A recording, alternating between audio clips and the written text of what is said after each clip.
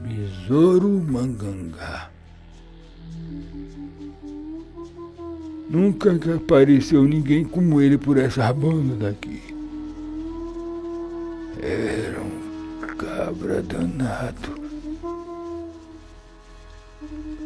Não levava desaforo pra casa. E não gostava de polícia. Besouro é um totem dentro da capoeira, né? É o cara assim que é uma referência básica, né? Geralmente quando escapole a história da capoeira, pelo menos quando eu comecei a pensar, a me interessar por isso, a besouro era assim, era como se saísse da história para a lenda, né? Besouro Mangangá é uma espécie de besouro, ele mede aproximadamente uns de 3 a 4 centímetros e é um besouro assim que a gente descreve como um inseto muito feroz, porque as estacas antigamente das cercas que eram feitas nessas regiões dos pastos eram feitas com maçaranduba e ele consegue furar até essa maçaranduba, esse besouro. De falar muito o besouro, é área de Santo Amaro, né? O besouro era de Santo Amaro. Nascido em Santo Amaro, remanescente de uma área quilombola, que é hoje a comunidade do Urupi. Nasci provavelmente em 1895, pelo registro que a gente tem com relação ao processo que dá a data da morte dele, que é um processo de 22 da Justiça Comum. Eu procurei as pessoas mais velhas que pudessem ser contemporâneos de besouro. Primeiro encontrei Nuca de Jacó, que viveu assim próximo de besouro os últimos dias de vida dele. Eu descobri Caetano Pereira. Esse Caetano Pereira era irmão de besouro. E tive a oportunidade de fazer algumas pesquisas com ele.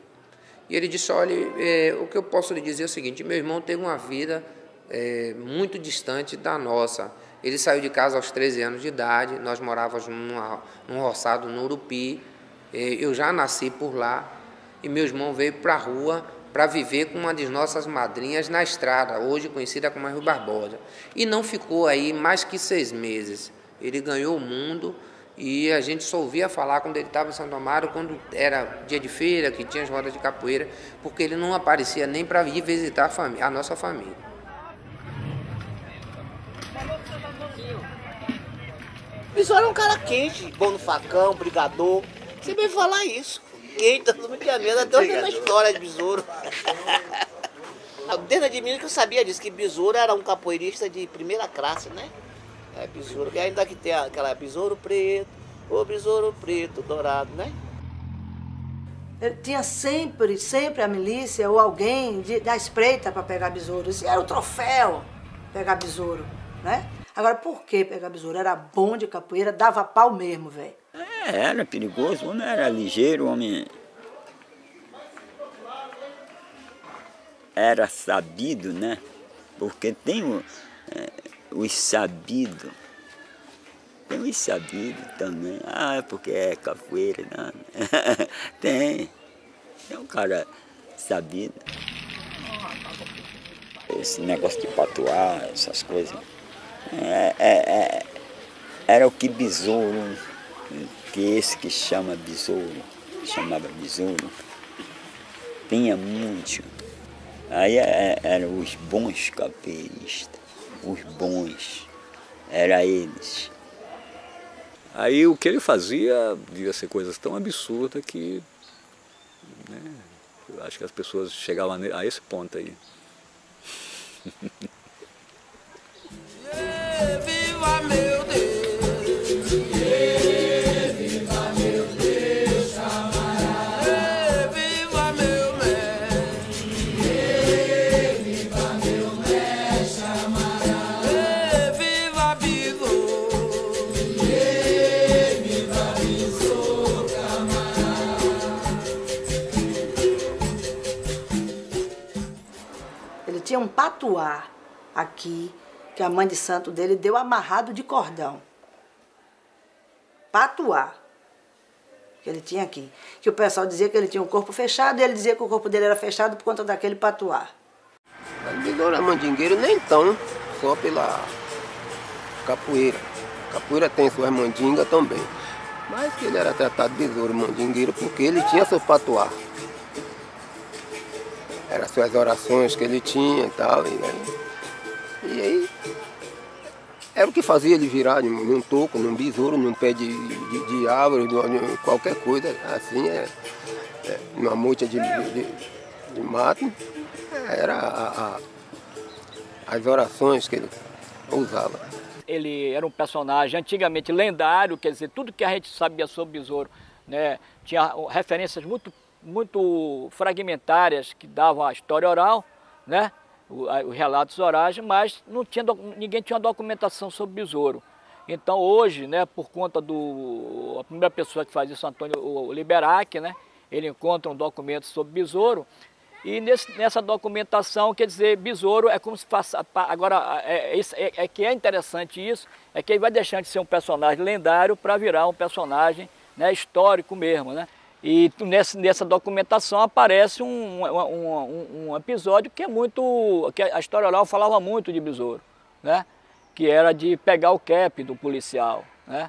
Tirar, eles falavam, desfeitear a autoridade. Seria uma forma de você desmoralizar. Uma das formas de você desmoralizar é você pegar o cap do cara. Pegar o cap e jogar no chão. Entendeu? Então, nessa documentação, isso aparece.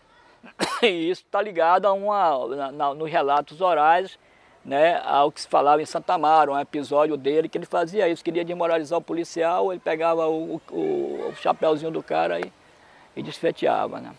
Eu tenho esse documento aqui, que é um processo que encontrado no próprio arquivo, que é um processo datado de 1922, onde ele é findado em 1924 com a morte de besouro. Esse processo ele faz um registro de uma agressão que ele faz a um indivíduo na fazenda do Rio Fundo, hoje município de Terra Nova, e que vem ser findado em 1924 com a morte dele. E aí a gente tem uma prova aqui que é a existência de fato de besouro. O Manuel Henrique Pereira, filho de Maria Alta Pereira. Essa documentação, por exemplo, até hoje, ela não anulou muitas das coisas que a história oral falava, né? Besouro vinha aqui buscar cana lá em cima, no barco. Esse besouro era um homão preto. O senhor conheceu? Conheci. Isso tudo aí era cana. Não está vendo esse mundo todo aí? Tudo era cana.